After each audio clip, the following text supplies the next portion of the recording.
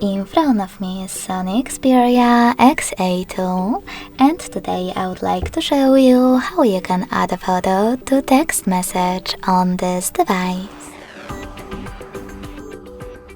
Begin by opening a Messages app and selecting one of your chats.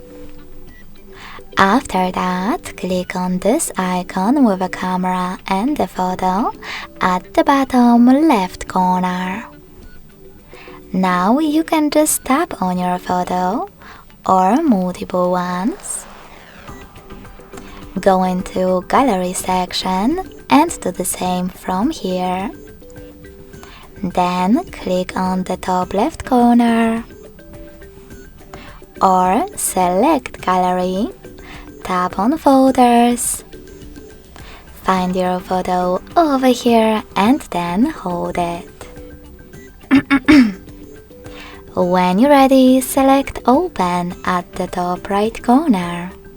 So when I do that, as you can see, all of my pictures were successfully added to text message. Thanks so much for watching. If you enjoyed this video, smash that like button, comment and subscribe. Bye!